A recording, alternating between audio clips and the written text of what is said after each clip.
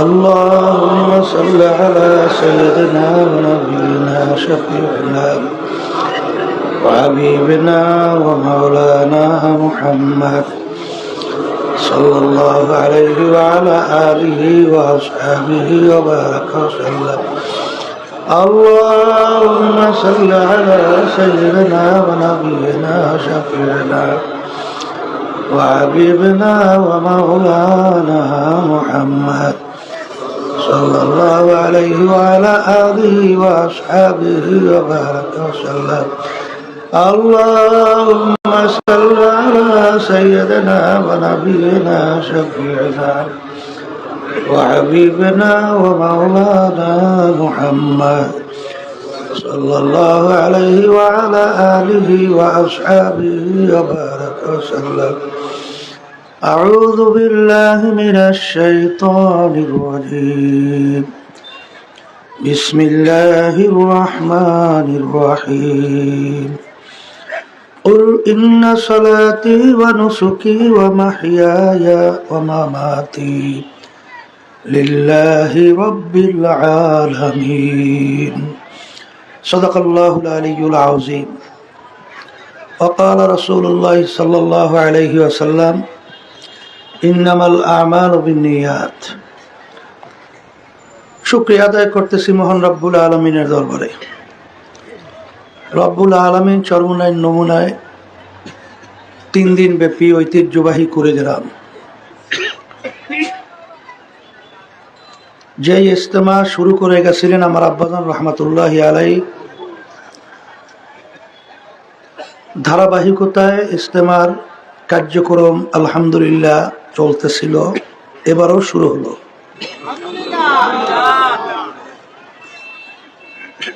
এর ভিতরে তালাশ করলে দেখবেন অনেকেই আজকে দুনিয়াতে নাই।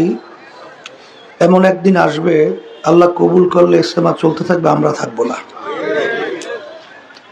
আল্লাহ রাব্বুল আলামিন আমাদেরকে এই 3 দিন ব্যাপী চরমনায় নমুনা ইজতেমা আসার তৌফিক দান করছেন। শুকরিয়া তান সবাই বলি আলহামদুলিল্লাহ। লাইন শাকারতুম লাযীদান্নাকুম ওয়ালা ইন কাফারতুম ইন্না আযাবি লাশাদীদ। আল্লাহ রাব্বুল আলামিন বলছেন, হে আমার বান্দা বান্দীরা, তোমরা যদি আমার পক্ষ থেকে নেয়ামত পাও, নেয়ামতের শুকরিয়া আদায় করো। নেয়ামতের শুকরিয়া আদায় করলে আমি তোমাদের উপরে নেয়ামত আরো বাড়াইয়া দেব। অর্থাৎ নেক কাজ করার বেশি বেশি আল্লাহ তৌফিক দান করবে। আর নেয়ামত পাওয়ার পরে শুকরিয়া যদি আদায় না করো, নেয়ামত তো বাড়ানো হবেই না, বরঞ্চ শক্ত আযাব তোমাদের উপরে চাপাই দেওয়া হবে। অনেকের কানে এই 3 দিন ব্যাপী ইজতেমা দাওয়াত পৌঁছার পরেও অনেকের সুযোগ ছিল, ইচ্ছা করলে আসতে পারতো, আসে নাই। না আসার কারণ হিসেবে আমার আব্বাজান বলতেন বুঝের অভাবের কারণে। নেকের যে কি গুরুত্ব, কি প্রয়োজন, এই গুরুত্ব যাদের কাছে আসছে তারা কিন্তু নেক কামাইয়ের জন্য গুরুত্ব সহকারেই তালাশ করে। আর যাদের ভিতরে নেকের গুরুত্ব আসে নাই তাদেরকে অনেকাংশে জোর কইলেও নেকের কাজ করানো যায় না।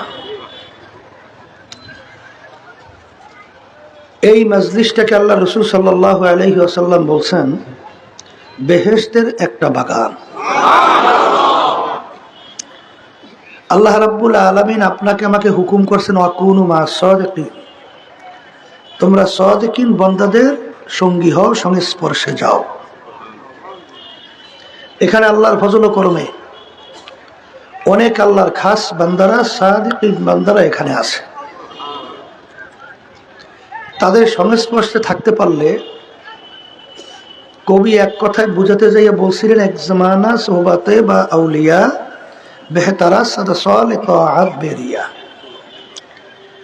100 বছর কবুলকৃত নফল ইবাদত আপনি যে পরিমাণ সওয়াব লাভবান হবেন, অল্প সময় যদি সাদিকিন বান্দাদের সংস্পর্শে থাকতে পারেন তার চেয়ে বেশি লাভবান হওয়া যায়। এখানে অনেক জাকিরিন শাকিরিন অনেক আল্লাহর খাস বান্দারা আছে, যাদের সংস্পর্শে থাকলে আল্লাহর ফজল করমে তার একটা ক্রিয়া আপনার আমার ভিতরে ঢুকবে। কারণ গন্ধের কাছে গেলে গন্ধ আসে, ঘ্রাণের কাছে গেলে ঘ্রাণ পাওয়া যায়। এখানে অনেক আল্লাহর খাস বান্দারা জাকিরিন শাকিরিন সাদিকিন বান্দারা এখানে আছে, তাদের সংস্পর্শে থাকলে আল্লাহর ফজল ও করমে আপনার আমি একজন জাকিরিন সাদিকিন বান্দা হতে পারবো।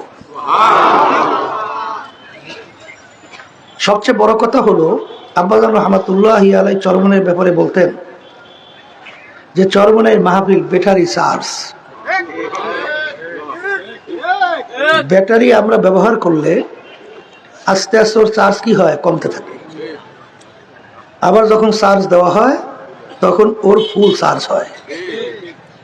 তাই ঠিক এই উত্তরবঙ্গ আলহামদুলিল্লাহ সারা বাংলাদেশের মধ্যে চরমনের নমুনায় সবচেয়ে আলহামদুলিল্লাহ উল্লেখযোগ্য একটা অবস্থান কুড়িগ্রামে হয়।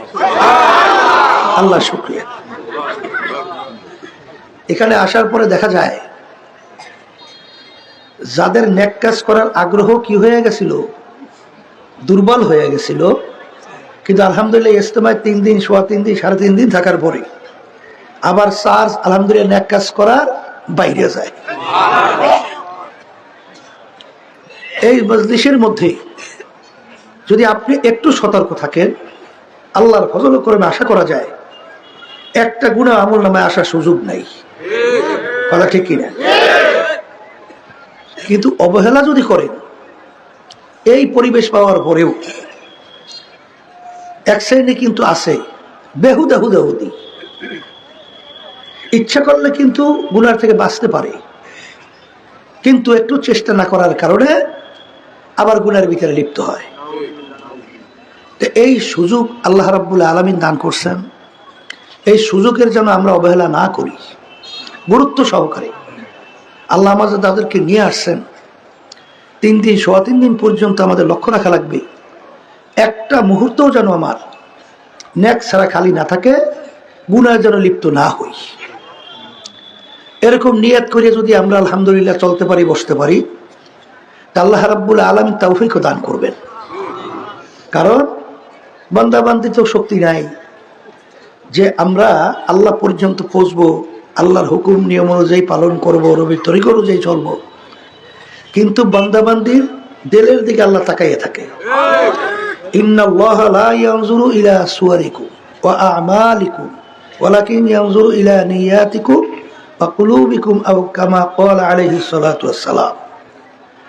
আল্লাহ রাসূল সাল্লাল্লাহু আলাইহি ওয়াসাল্লাম বলেন, আমি বান্দাবান্দির শুধু বাহ্যিক আমলের দিকেই তাকাইয়ে থাকি না, আমি বান্দাবান্দির দিলের দিকে তাকাইয়ে থাকি।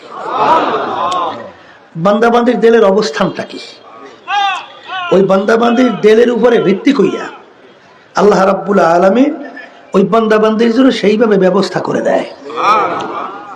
এই জন্য কবি বলছিলেন যে তাআত ও তৌফিক তাআত হামজাতু ইয়ামানাত ওয়া ইজাবাত হামজাতু। রব্বুল আলামিন আপনি যদি আমাকে তৌফিক না দেন, কখনই আপনার হুকুম অনুযায়ী চলা, আপনার হাবিবের তরিকা অনুযায়ী চলা, শয়তান এবং নাফস আম্মারা এবং মানুষ শয়তান থেকে বাঁচা, এটা কোনোদিন সম্ভব না। রব্বুল আলামিন আপনি যদি তৌফিক দান করেন, তাইলে আপনার হুকুম পালা, আপনার হাবিবের তরিকা অনুযায়ী চলা, শয়তান এবং নফসের ধোঁকার থেকে বাঁচা সম্ভব হবে। কথা ঠিক কিনা? এই জন্য হাদিসের ভিতরে আসছে, মান আতানি ইয়ামশি আতাইতুহু হারওয়ালা। বান্দাবান্দি যখন আমাকে পাওয়ার জন্য হাইটে রওনা করে, ওর দিলের অবস্থানের উপরে ভিত্তি কইয়া আমার রহমত দৌড় দেয়। দৌড় দিয়া যাইয়া বান্দাবান্দিকে আমার রহমতের কোলের ভিতরে জায়গা দেয়। তাহলে আমাদের দায়িত্ব, কর্তব্য, সাধ্য অনুযায়ী চেষ্টা, আর লক্ষ্যে মানজিলে মাকসুদে পৌঁছাবার মালিককে আল্লাহ। এই জন্য আমার ভাইদেরকে বলবো, পর্দার আড়ালে মা বোনরা যারা শুনতেছেন, আল্লাহ রাব্বুল আলামিন আমাদেরকে বলছেন, ফাআম্মা মান সাকুলাত মাওয়াজিনুহু ফাহুয়া ফি ঈশাতির রাদিয়া ওয়া আম্মা মান খাফফাত মাওয়াজিনুহু ফাউম্মুহু হাওিয়া ওমা আদরাকা মা হিয়া নারুন হামিয়া। কিয়ামতের ময়দান আল্লাহ রাব্বুল আলামিন বান্দা বান্দির আমলনামা দাঁড়িপাল্লায় দিয়ে ওজন দেবে। কিতে ওজন দেবে? দাঁড়িপাল্লায়। যাদের নেকের পাল্লা ভারী, গুনার পাল্লা হালকা, অর্থাৎ নেক বেশি গুনাহ কম, আল্লাহ রাব্বুল আলামিন তাদেরকে ঘোষণা দেবেন ফেরদাউস বেহেশত। আল্লাহ আপনি আমার জন্য আমাদের সবার জন্য কবুল করে নেন। আর কিয়ামতের ময়দানে যখন আমলনামা দাঁড়িপাল্লায় ওজন দেবে, যাদের নেকির পাল্লা হালকা, গুনার পাল্লা ভারী, আল্লাহ রাব্বুল আলামিন ফেরেশতাদেরকে হুকুম করবেন ফাগুল্লুহু, ওদেরকে বাঁধো, মিন ওয়ারাইহিম জাহান্নাম, আমার শাস্তির জায়গা জাহান্নামে ফালাইয়া দাও। নাউযুবিল্লাহ। এর জন্য আমার ভাইদেরকে বলবো যে নেক কাজ বাড়াতে হবে, গুনার থেকে বাঁচা লাগবে। আর এই নেক কাজ বাড়ানো, গুনার থেকে বাঁচার জন্যই এই চরমনের নমুনায় 3 দিন ব্যাপী ইজতেমার ব্যবস্থা আল্লাহর কুতুব আব্বাজান রহমাতুল্লাহি আলাইহি তিনি করে গেছেন। ফজলুল করিম রহমাতুল্লাহ কুড়িগ্রাম, আলহামদুলিল্লাহ, তার চরমনের একটা নমুনা, একটা বাস্তবতা আমরা দেখি। সবাই বলি আলহামদুলিল্লাহ।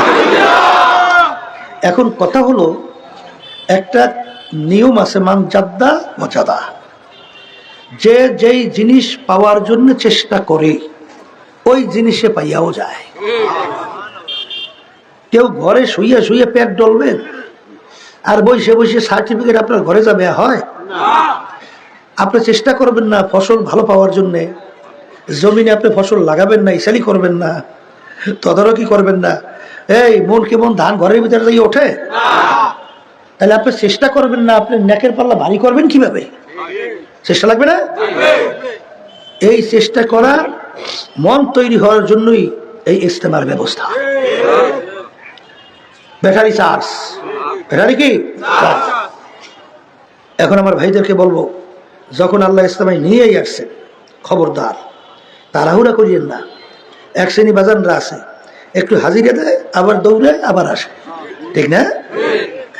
সবাই তো যাবি, সময়কে বসে থাকে, ওই ঘড়ির কাটার দিকে তাকাইয়ে দেখেন, ওই টক টক টক টক করে চলতেই আছে। আবার 11টা থেকে 12টা, 12টা থেকে 1টা, 1টা থেকে 2টা, কি সময় বাড়তেছে না কমতেছে?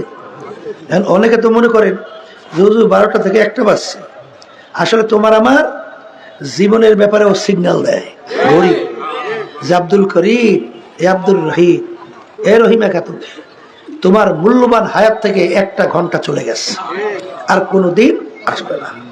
এর জন্য আমি আমার ভাইদেরকে বলবো যে প্রতিটা মুহূর্ত আমাদের যেন নেকের মধ্যে কাটে, গুনাহ যেন না হয়, এটা বিশেষ করে লক্ষ্য রাখা লাগবে। আর হাদিসের মধ্যে আসছে, আল্লাহ রাসূল সাল্লাল্লাহু আলাইহি ওয়াসাল্লাম বলছেন, মুমিন চালাক চতুর হতে হবে। কি হতে হবে? মুমিন কখনো বোকা হতে পারবে না। চালাক চতুর বলতে কি দুনিয়ার দিক থেকে খুব চালাক, ব্যবসা বাণিজ্যের ব্যাপারে না, নেকের ব্যাপারে খুব চালাক। সে চালাক চতুর বলতে কোন কাজে আমার নেক বাড়ে, এই ব্যাপারে খুব সে গুরুত্ব সহকারে নজর রাখে। আর কোন কাজের ভিতরে আবার গুনাহ বাড়বে, সেই কাজের ভিতরে সতর্ক থাইকা গুনার থেকে বাঁচে। এখানে দুরূদ শরীফ তেলাওয়াত করা হইতেছিল, ওই দেন মুরব্বি দাঁড়িয়ে পেকে গেছে, মোবাইল লই ব্যস্ত আছে, ওর চিন্তা মোবাইল। এখানে আসছে কিসের জন্য? না কামের জন্য আসছে? হ্যাঁ, না এখানে মোবাইল লই আইছে, দুরূদ শরীফ তেলাওয়াত করতেছে, ও বই বইয়ে এখানে ওই মোবাইল করে আর আসে বই বইয়ে। ওদিক তো দেখা যায় পুরান মুজাই সর বলে, ওদিকে এই কাম করতে আছে বসে বসে। দেখেন অবস্থাটা বুঝে, দেখেন গুরুত্বটা বুঝে। এই হয়েছে আমাদের অবস্থা। এটা কি মুমিনের চরিত্র? হ্যাঁ, মুমিনের চরিত্র চালাক চতুর হওয়া লাগবে। কোন কাজে আমার নেক বাড়ে, কোন কাজে আমার গুনাহ কমে, এই ব্যাপারে সতর্ক থাকা। কিন্তু শোনেন, আল আমরু ফাওকাল আদাব, আদবের ভিতরে সবচেয়ে বড় আদব হলো কথা মানা। দেখা গেছে যারাই কথা মানছে তারাই কামিয়াব হয়েছে, আর যারা নিজে চালাকি করে তারা কিন্তু ধ্বংসপ্রাপ্ত হয়েছে। বিভিন্ন ধরনের চালাক, কথা নামাই না। আর আল্লাহর রহমত যদি পেতে হয়, কথা মানলেই আল্লাহর রহমত পাওয়া যায়। আল আমরু ফাওকাল আদব, আদবের ভিতরে সবচেয়ে বড় আদব হলো কথা মানা। আর যারা কি বেয়াদব হয়, বেয়াদব কাকে বলে? কথা মানে না, শুনে না, একে বলে বেয়াদব। আর বেয়াদব হইলে কি হয়? বেয়াদব মাহরুম যে নাকি বেয়াদব হবে সে আল্লাহর রহমত থেকে বঞ্চিত হবে। তরিকার নেয়ামত পাওয়া তো দূরের কথা, সে আল্লাহর রহমত থেকে বঞ্চিত। এর জন্য আমি আমার ভাইদেরকে বলবো, খবরদার কোন ক্রমে যেন আমাদের আচরণের মাধ্যমে বেয়াদবি পরিলক্ষিত না হয়, তাহলে আল্লাহর রহমত থেকে বঞ্চিত হব। কথা ঠিক কিনা? এই জন্য আমার ভাইদেরকে বলবো, শোনেন না যে আদবওয়ালার প্রতি আল্লাহর দয়া মায়া কি পরিমাণ আছে। বাইজিদ বুস্তামি রহমাতুল্লাহ আলাইহির কথা শোনেন না? না শোনেন নাই? ওই যে মা পানির জন্য বলছিল, হ্যাঁ, যাইয়া যাইয়া দেখে মা ঘুমাইয়া রইছে, ওই আল্লাহর বান্দা পানি নিয়ে মাথার পাশে দাঁড়াই আছে, সারা রাত চলে গেছে, যায়ও নাই, লড়েও নাই, পানি নিয়ে দাঁড়াই গেছে। যখন সবে সাথে আগে আগে মায়ের ঘুম ভেঙে গেছে, দেখে ছেলে পানি নিয়ে মাথার পাশে দাঁড়াই আছে। বাবা কি ব্যাপার, তুমি এখানে পানি দাঁড়িয়ে আছো? মা, আপনি প্রথম রাত্রে পানি চেয়েছিলেন, আমি আইসা দেখে আপনি ঘুমাইয়া রয়েছেন, এখন আপনার ঘুম ভাঙলে কষ্ট হবে, এই জন্য আমি অপেক্ষায় ছিলাম কখন আপনার ঘুম ভাঙবে আর আমি পানি দেব। তখন দোয়া করে, বাবা আল্লাহ যেন তোমাকে আল্লাহর খাস বান্দা হিসেবে কবুল করে।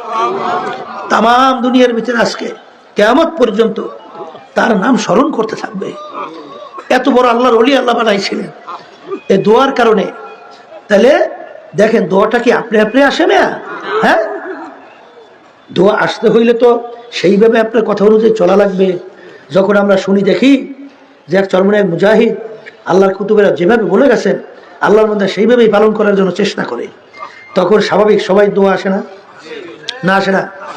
আর যখন শুনি চরমনায় মুজাহিদ নাম লাগাইয়া, লেবেল লাগাইয়া, তখন নিজের বুদ্ধি অনুযায়ী বিভিন্ন ধরনের ব্যতিক্রম আচরণ করে, তখন কি দোয়া আসে না? বদদোয়া আসে। আর বদদোয়াতে আমি কই আসে না, মনে কষ্ট লাগলেই তো বদদোয়া। কথা ঠিক না বেটা? এই জন্য আমি বলবো যে আজকে 3 দিন ব্যাপী চরমনায় নমুনা ইস্তেমা শুরু হলো। আজকে প্রথম আলহামদুলিল্লাহ পবিত্র কালামের থেকে তেলাওয়াত হলো, হামদে বাড়ি তালা তেলা, এখানে গজল হলো কিনা দিনই, হ্যাঁ, এখানে এরপরে আপনার উদ্বোধনী বয়ান আলহামদুলিল্লাহ শুরু হলো। আমি আপনাদের সামনে কোরআনুল কারীম থেকে আয়াত শরীফ প্রথম তেলাওয়াত করছিলাম। আয়াতের ভিতরে আল্লাহ রাব্বুল আলামিন তার বান্দা বান্দীদেরকে লক্ষ্য করে বলেন যে, হে রাসূল, আপনি আমার বান্দা বান্দীদেরকে বলে দেন। কি বলে দেন? কুল ইন্না সলাতি ওয়া নুসুকি ওয়া মাহইয়ায়া ওয়া মামাতি লিল্লাহি রাব্বিল আলামিন। আমার বান্দা বান্দীকে বলেন তাদের নামাজ, তাদের রোজা, তাদের যত কার্যক্রম, হজ, যাকাত, তাদের বাইসা থাকা, মইরা যাওয়া, যাহা কিছু হোক, সব একমাত্র আল্লাহ রাব্বুল আলামিনের রাজি খুশির জন্যই হবে। কার রাজি খুশি? এইটা আপনি বলে দেন। আমরা আজকে ইস্তেমায় আসছি, এই কার রাজি খুশির উদ্দেশ্যে? বলেন, আল্লাহ রাজি খুশির। যারা আমরা ইস্তেমায় করাইতেছি, যারা খেদমতের ভিতরে জড়াই আছি, কার রাজি খুশি? মাদ্রাসা করতেছি, মাদ্রাসায় পড়তেছি, কার রাজি খুশির জন্য? এবং যত আমাদের কার্যক্রম সব কার রাজি খুশির জন্য? সব আল্লাহর রাজি খুশির জন্যই হবে। কথা ঠিক কিনা? আর আপনাদের সামনে আমি যে হাদিস শরীফ তেলাওয়াত করেছি, এই হাদিসের কথা আপনারা বারবার শোনেন, আবার স্মরণ করাই দেওয়ার জন্য বলছি। এর জন্যে কারণ আল্লাহ রাব্বুল আলামিন কোরআনুল কারীমে কি বলছেন? ফাইযা তুলিয়াত আলাইহিম আয়াতিহি যাদাতহুম ঈমানা। যে আয়াতগুলো জানা জিনিস, তোমরা যদি আবার তেলাওয়াত করো, এর মাধ্যমে তোমাদের ঈমান বাইরে যাবে, ঈমান আরো পোক্ত হবে, মজবুত হবে, বাড়বে। তাহলে জানা জিনিস বারবার আলোচনা করলে কি নাই? ক্ষতি নাই, বরঞ্চ উপকার আছে। কথা ঠিক কিনা? তাই এখানে আপনারা বারবার শুনে থাকেন। আজকেও বলছি যে বুখারী শরীফ কোরআনুল কারীমের পরেই দুনিয়ার ভিতরে সবচেয়ে বিশুদ্ধ কিতাব, সহিহ কিতাব। সমস্ত উলামায়ে কেরাম, সমস্ত মুহাদ্দিসিনে কেরাম একমত সেই বুখারী শরীফ প্রথম তার বাব বানছেন বুখারী রহমাতুল্লাহ আলাই বাবুল ওয়াহি। ওহির এই ধরন, কিভাবে ওহি নাজেল হলো, ওহি সম্পর্কিত আলোচনা এই বাবের মধ্যে, বাব্বানি দরওয়াজা। তাহলে এখানে বুখারী রহমাতুল্লাহ আলাই হাদিস নিয়ে আসছেন, নিয়াতের হাদিস। কিসের হাদিস?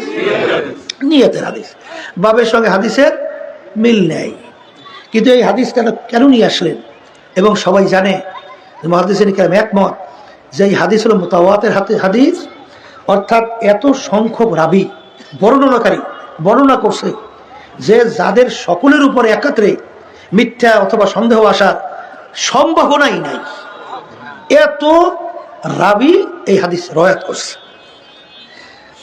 আল্লাহ রাসূল সাল্লাল্লাহু আলাইহি ওয়াসাল্লাম হাদিসের ভিতরে বলছেন, ইন্নামাল আমালু বিন্নিয়াত, তোমাদের সমস্ত কাজের ফলাফল নির্ভর করবে তোমাদের নিয়াতের উপরে। বলেন কিসের উপরে? আমরা যে ইস্তেমা যারা করছি, নিয়াতটা আপনার কি? আল্লাহ কোন দিকে তাকাই আছে? ওই দিলের দিকে। কিসের দিকে? অন্তরের দিকে তাকাই আছে। আমরা যারা এখানে আসছি, আল্লাহ রাব্বুল আলামিন তাকাই আছে কোন দিকে? তোমার আমার অন্তর দিলের দিকে, যে আমরা এখানে আসছি কেন। কথা ঠিক কিনা? এই নিয়াতের উপরে তোমাদের সমস্ত কাজের ফলাফল নির্ভর করবে। কথা ঠিক না ঠিক? ওয়া ইন্নামা লিইমরিইম মা নাওয়া, লিমরিইম মা নাওয়া, ফামান কানাত হিজরাতুহু ইলাল্লাহি ওয়া রাসূলিহি। যারা হিজরত করবে আল্লাহ এবং আল্লাহ রসুলকে পাওয়ার উদ্দেশ্যে, আল্লাহ রসুল সাল্লাল্লাহু আলাইহি ওয়াসাল্লাম বলেন তারা আল্লাহ এবং আল্লাহ রসুলকেই পাইয়া যাবে। যারা বাড়িঘর সাইরা বেডিং বস্তা নিয়ে এই ইজতেমায় আসছে, আপনাদের নিয়াত কি?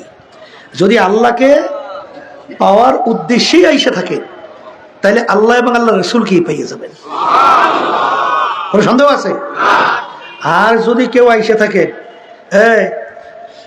ইলাল্লাহি রাসূল, ফামান কানাত হিজরাতুহু ইলা দুনিয়া ইউসিবুহা ওয়া ইমরাতিন ইয়াতাজাওয়াজুহা ফাহিজরাতুহু ইলা মা হাজারা ইলাইহি, যদি কেউ হিজরত বাড়িঘর থেকে আইসা করিয়া থাকেন এইভাবে দুনিয়া অথবা কোনো মেয়েকে বিবাহের উদ্দেশ্যে, আল্লাহ রাসূল সাল্লাল্লাহু আলাইহি ওয়াসাল্লাম বলেন যে তাইলে তুমি দুনিয়া অথবা মেয়েকেই পাবা, কিন্তু আল্লাহ এবং আল্লাহ রসুলের কাছে এ বিনিময় আর তুমি কিছু পাবা না।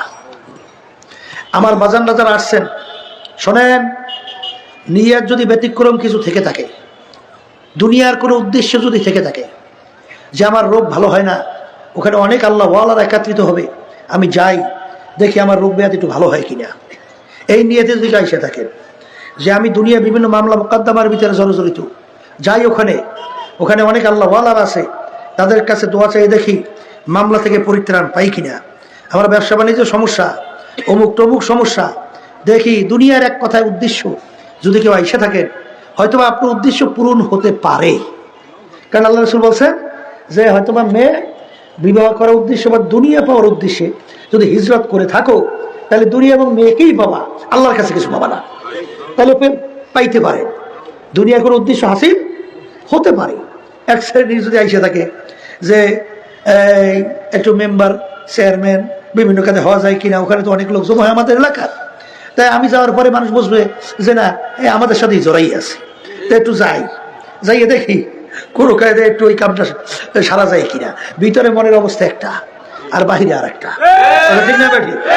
তাই তুমি মেম্বার চেয়ারম্যানই হইতে পারবা, কিন্তু আল্লাহ এবং আল্লাহ রসুলের কাছে কিছু পাবা না। কিন্তু আমার বাজানদেরকে বলবো, শোনেন, আপনারা যারা এখানে আসছেন, নিয়াতকে পরিপূর্ণভাবে পরিবর্তন করে একমাত্র আসছে উদ্দেশ্য কি? আল্লাহ এবং আল্লাহ রসুলকে রাজি খুশির উদ্দেশ্যে, পাওয়ার উদ্দেশ্যে এই নিয়াতে বসেন। আর যদি দুনিয়ার কোনো মাকসাদ, দুনিয়ার কোনো প্রয়োজন থাকে, ও আল্লাহ রাব্বুল আলামিন নিজে জিম্মা হইয়াই পূরণ করাই দেবে। কথা বলে না? কথা ঠিক না ঠিক? কারণ রিজিকের জিম্মাদার কি? আল্লাহ। আমার যা যা প্রয়োজন আমার মালিকই যথেষ্ট। কথা ঠিক না ঠিক? এই জন্য আমি আমার বাজানদেরকে বলবো, যদি কেউ ওই উদ্দেশ্যে আসে থাকেন, আল্লাহ তো আদায় করছেন, মান কানা ইউরিদু হারসাদ দুনিয়া নুতিহি মিনহা।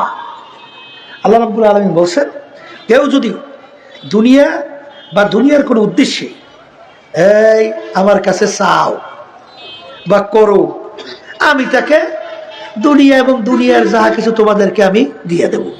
ফেরাউন চাইছে, দেয় না? কথা কয় না? কি চাইছে? কি দেয় না? দেশে ওই যে যখন নাকি ফেরাউনের সাঙ্গরা বলতেছে হে আমাদের খোদা, নাউজুবিল্লাহ, আপনি বলে আমাদের খোদা, তাইলে নীল দরিয়ার পানি আপনার কথায় ভাটা জোয়ার হয় না কেন? আপনি খোদা হইলে তো আপনার কথা শোনার কথা। এখন চিন্তায় পড়ছে না যে আমার কথা নীল দরিয়ার পানি ভাটা জোয়ার হইবে না, এটা অসম্ভব না। এখন তো চিন্তায় পড়ে গেছে, এখন খোদাগিরি সারা লাগে, খোদাগিরি সারা। ইবলিস শয়তান প্রধান পরামর্শদাতা প্রধানমন্ত্রী আইসে বলতেছে সর্বনাশের কামও করিও না, সর্বনাশের কাজও করিও না, দাবি করিয়ে বর্ষ তো বর্ষই, কথা হয় না? দাবি করে বর্ষ তো বর্ষ। এখন ফিরিয়ে আসলে কাপুরুষ বলবে, নাউজুবিল্লাহ খান। আরে শোনেন নাই আবু তালেবের নাম শোনেন নাই? শুনছেন?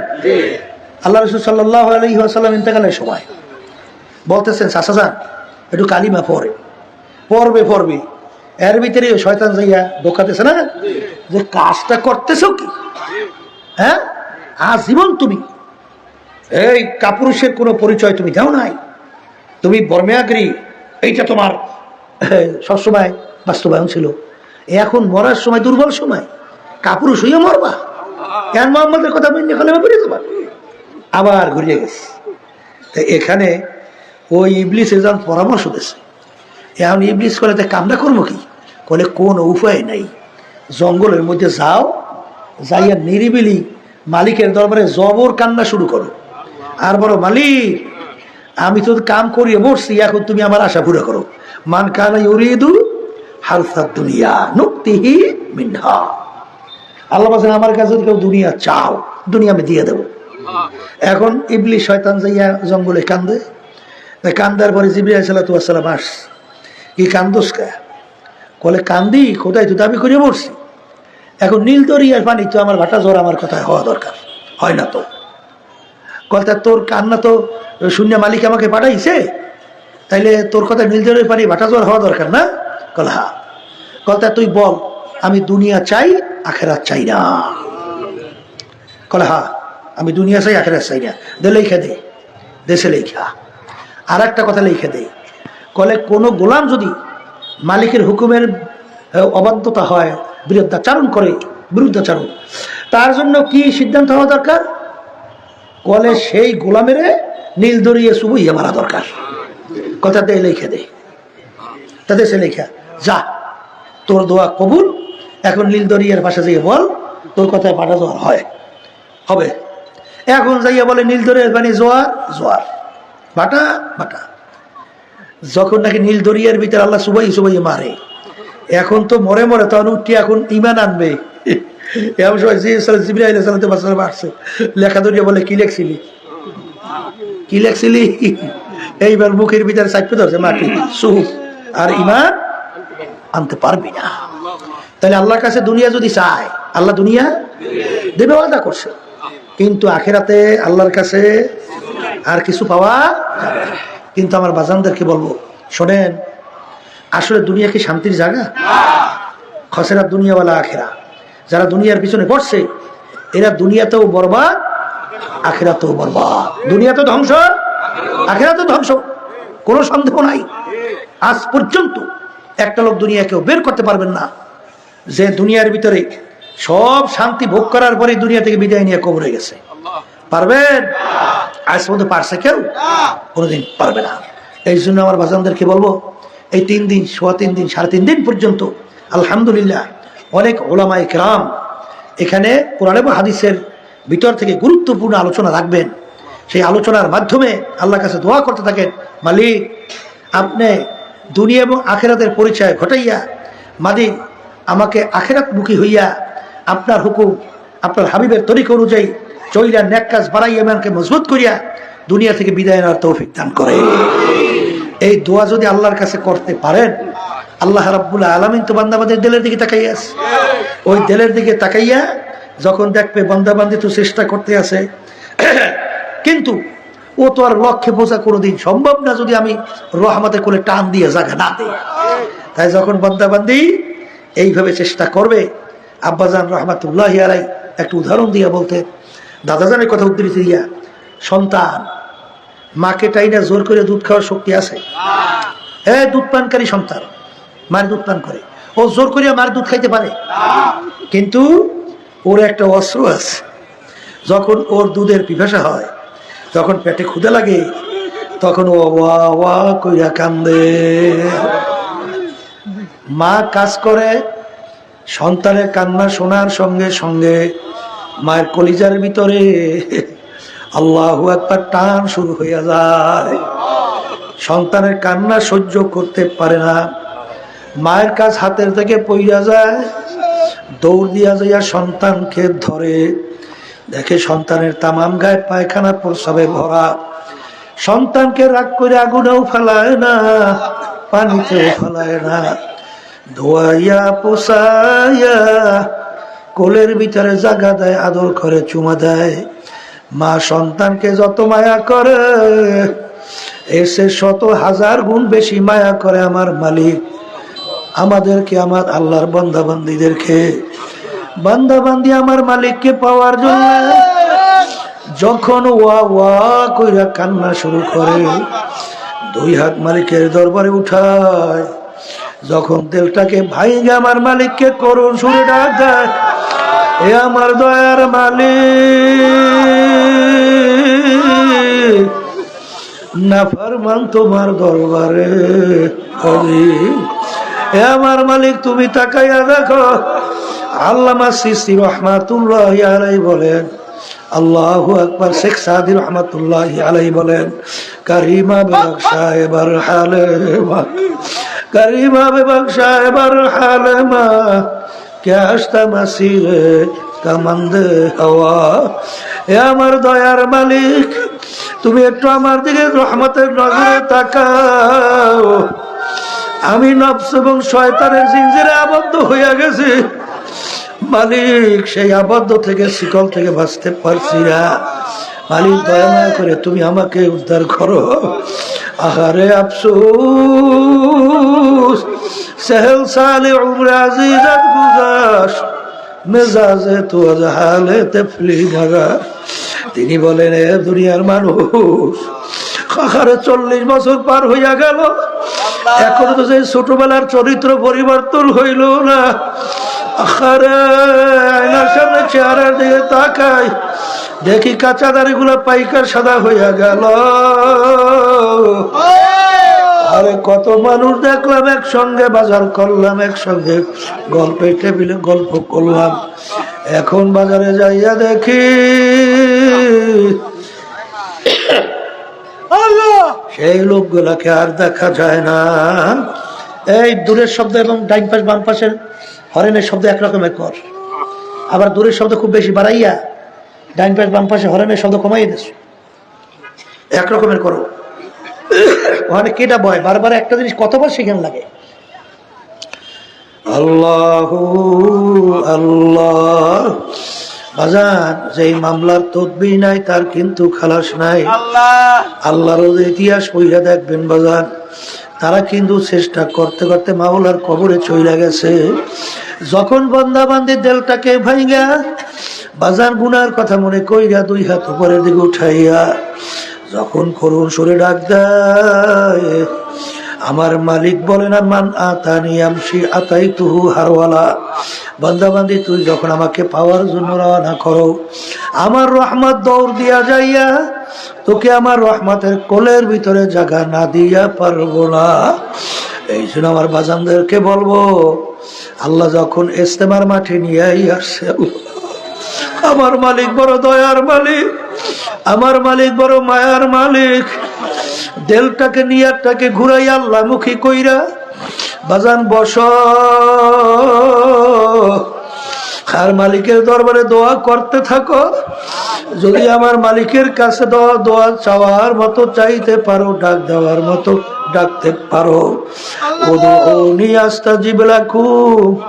এই বান্দাবান্দি, তুই আমাকে ডাক, আমি তোর ডাকে সাড়া দেব। বান্দাবান্দি যখন ডাক দেবে, তখন ওই বন্দা বান্দির ডাকে আমার মালিক সাড়া দেবে।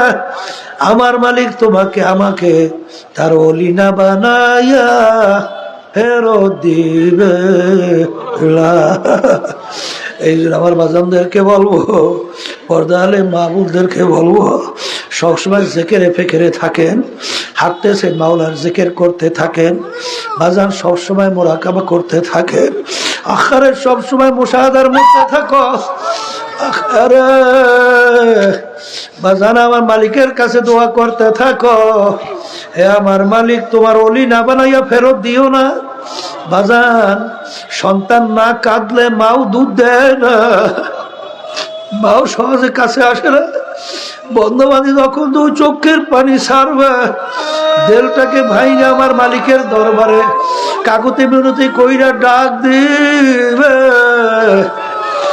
আমার মালিক তো অপেক্ষায় থাকে, বান্দাবান্দি কখন আমাকে ডাকবে, আমি ডাকে সাড়া দেব।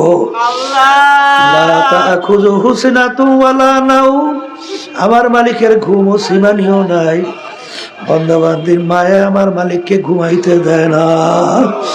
আরে গভীরে রাত্র যখন তুই আমাকে ডাক দিবি আল্লাহ, তখন যদি আমি ঘুমাইয়া থাকি, তখন তোর ডাকে কে সাড়া দিবে? আরে তোর মায়া আমাকে ঘুমাইতে দেয় না। এই জন্য বাজানদেরকে বলবো, দুনিয়া নিয়ে অত চিন্তা করা দরকার নাই, আমার মালিকই যথেষ্ট।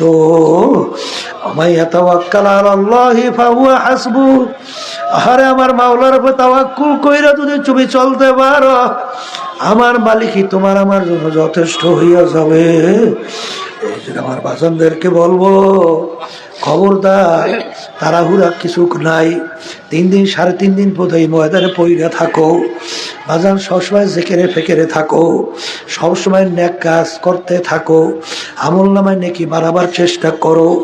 চেষ্টা করলে মাওলা তৌফিক দান করবেন, আর চেষ্টা যদি না করো তৌফিক কিন্তু আমার মাওলা দান করবে না। আল্লাহুম্মা আমিন। হে আমার দয়ার মালিক,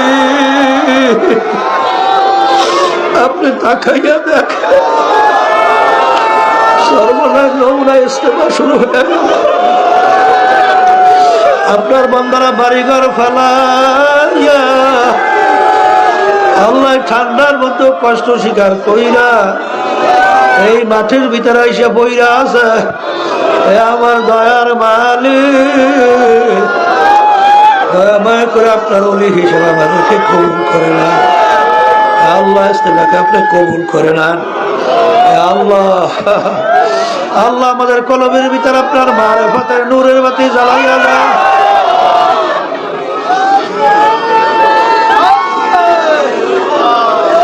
আল্লাহ আপনার পাগল না বানাইয়া কবর নিয়ে আল্লাহ।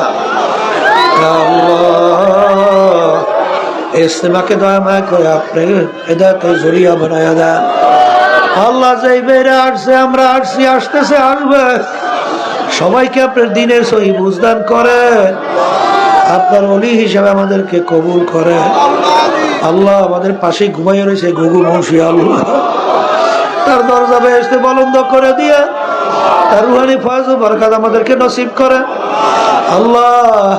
আমাদের শায়েখ মুর্শিদ ফজলুল করিম রহমাতুল্লাহি আলাইহি, দাদাজান রহমাতুল্লাহ আলাইহি সহ তরিকার যত মুরব্বীরা কবরে শুয়ে রয়েছে, সবার রুহানি ফয়জ ও বরকত আমাদেরকে নসিব করেন আল্লাহ। ইয়া আল্লাহ, আল্লাহ এখানে যারা আলোচনা করবে ইখলাস নিয়ে আল্লাহ, যা যা প্রয়োজন সেইভাবে আলোচনা করার তৌফিক দান করেন। সুবহান রাব্বিকা রাব্বিল ইজ্জাতি আম্মা ইয়াসিফুন ওয়া সালামুন আলাল মুরসালিন ওয়ালহামদুলিল্লাহি রাব্বিল আলামিন।